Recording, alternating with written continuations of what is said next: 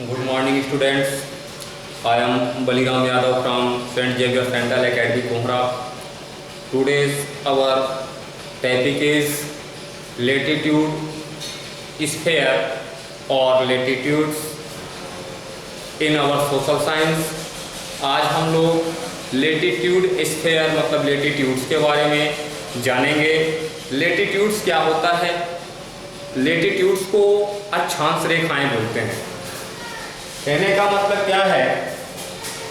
We can see many circular lines of the globe. हम लोग इस ग्लोब पे बहुत सारी वृत्ताकार रेखाओं को ग्लोब पर खींची हुई देख रहे हैं। सिमिलर टू द लेटीट्यूड, और यही लेटीट्यूड्स कहलाते हैं। The circular line from east to west which are parallel to earth are called the parallels of latitudes. यह जो रेखाएं हैं ये पूर्व दिशा से और पश्चिम दिशा की ओर जो दिख रही हैं ये लेटीट्यूड्स कहलाते हैं, और इनको हम लोग हिंदी में अक्षांश रेखाएं बोलते हैं। और ये सारे रेखाएं जो हैं ये एक दूसरे के पैरेलल हैं। पैरेलल का मतलब होता है समानांतर, समान मतलब बराबर यानी इक्वल, मतलब सभी के बीच में इक्वल डिस्टेंस है। अलग चीज है कि थोड़ा पिक्चर में नहीं बन पाया है, बट समान मतलब पैरेलल, बट ये सभी रेखाएं एक दूसरे से समान दूरी पर हैं और इस वजह से इनमें समानांतर है, और समानांतर को अंग्रेजी में पैरेलल बोलते हैं। तो कहने का मतलब ये जो लेटीट्यूड्स हैं ये एक दूसरे के साथ समानांतर है, समानांतर पर स्थित हैं। अब देखिए यहां पर एक महत्वपूर्ण बात यह आता है कि ये जितने भी लेटीट्यूड्स हैं इन सभी लेटीट्यूड्स का जो लेंथ है वो एक समान नहीं है। The size of the latitudes decrease which moving from the equator towards the pole. कहता है कि जितने भी ये लेटीट्यूड्स हैं ये इक्वेटर 0 डिग्री पर इक्वेटर होता है, और ये इक्वेटर की जो रेखा होती है इक्वेटर लाइन ये सबसे लार्जेस्ट लाइन है। और इस 0 डिग्री मतलब कि फ्रॉम इक्वेटर टू पोल, अब इक्वेटर से ध्रुव की ओर जितनी भी रेखाएं जा रही हैं उनकी लंबाई धीरे धीरे कम होने लगती है। और इसी प्रकार साउथर्न पार्ट में भी और नॉर्थर्न पार्ट में मतलब दोनों पार्ट में ही इक्वेटर से जैसे जैसे पोल की तरफ ये रेखाएं जाती हैं इनकी लंबाई जो है अपने आप में घटने लगती है, कम होने लगती है। और सबसे जो बड़ा रेखा होता है लेटीट्यूड्स का वो होता है इक्वेटर, और जिसको हम लोग हिंदी में भूमध्य रेखा भी बोलते हैं। अब आया क्या कि ये भूमध्य रेखा है। अब इस ग्लोब में ऊपर का जो डायरेक्शन है ये नॉर्थ होता है और नीचे का जो डायरेक्शन है ये साउथ होता है। राइट हैंड साइड का जो डायरेक्शन है ये ईस्ट होता है एंड लेफ्ट हैंड साइड का जो डायरेक्शन है वो वेस्ट होता है। पूरब, पश्चिम, उत्तर और दक्षिण। तो ये जो 0 डिग्री पर है इसको अपन इक्वेटर कह सकते हैं। यह इक्वेटर है। अब इक्वेटर से नॉर्थ की ओर जितनी भी ये रेखाएं हैं ये सब नॉर्थर्न लेटीट्यूड्स कहलाती हैं, और इस इक्वेटर से राइट हैंड साइड मतलब डाउन के लोअर नीचे की ओर जितनी भी रेखाएं जा रही हैं ये साउथर्न लेटीट्यूड्स कहलाते हैं।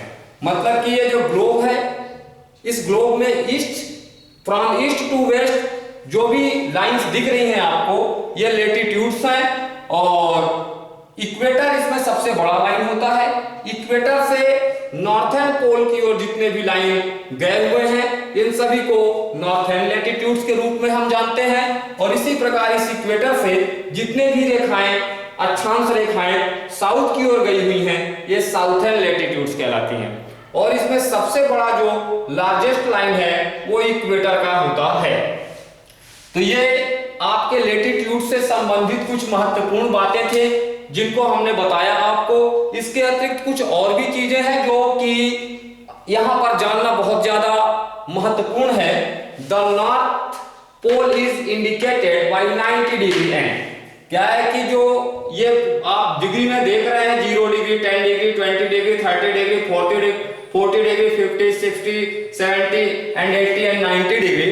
तो कहने का मतलब यहां पर यह है कि उत्तर की जो ध्रुव है उसको हमेशा 90 डिग्री एन से इंडिकेट करते हैं, मतलब संकेत किया जाता है कि ये जो उत्तर वाला नॉर्थर्न पोल है वहां पर 90 डिग्री नॉर्थ है, और इसी प्रकार से जो साउथर्न में लास्ट में 90 डिग्री पर जो पोल 90 डिग्री है वो साउथर्न पोल है।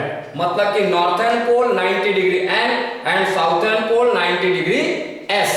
मतलब ये हुआ आपका नॉर्थर्न पोल और साउथर्न पोल, दोनों के लिए अलग अलग अपना डायरेक्शन दिया है, बट दोनों का जो है डिग्री सेम है, 90 degree north and 90 degree south. 90 degree north to indicate northern pole and 90 degree south indicate the southern pole. इसके अतिरिक्त there are some important parallels which are indicated by special name।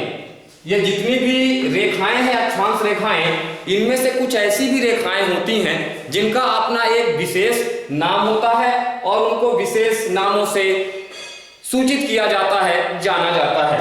और इनमें जिनको विशेष नामों से जाना जाता है, इसमें नंबर फर्स्ट है अपना 23 होल नंबर 1/2 डिग्री नॉर्थ। बोले तो ये 20 और 30 के बीच में होगा, 23 होल नंबर 1/3 डिग्री नॉर्थ। यहाँ पर ट्रॉपिक ऑफ कैंसर होता है। ट्रॉपिक ऑफ कैंसर को आप लोग हिंदी में कर्क रेखा के नाम से भी जानते हैं। So 23 whole number 1/2 degree north is called tropic of cancer.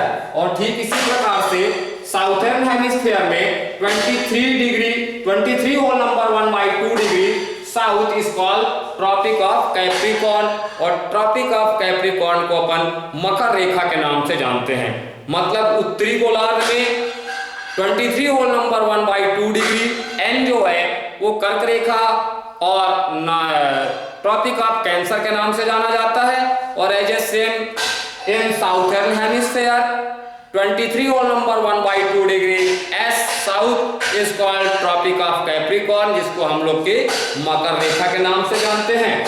इसके बाद नॉर्थर्न हेमिस्फीयर में 66 होल नंबर 1/2 डिग्री नॉर्थ, ये अंटार्कटिक सर्कल का रीजन है। और इसी प्रकार से साउथर्न हेमिस्फीयर में जो 66 होल नंबर 1/2 डिग्री साउथ है वो अंटार्कटिक सर्कल का रेंज है। और ये लगभग जो भी कुछ हम लोग ने पढ़ा ये ग्लोब से रिलेटेड चीज था, और इन छोटी छोटी चीजों को जाने बगैर हम ग्लोब को नहीं समझ सकते हैं। इसलिए आप इनको अच्छी तरह से अपने बुक्स में ग्लोब के पिक्चर को देख करके और समझिए, और इस प्रकार आप ग्लोब के बारे में कुछ जान पाएंगे। तो आज का हमारा जो टॉपिक है यहीं पे समाप्त होता है। अब अगले कार्य दिवस पर नेक्स्ट टॉपिक के साथ फिर मिलेंगे, तब तक के लिए बाय। ठीक है।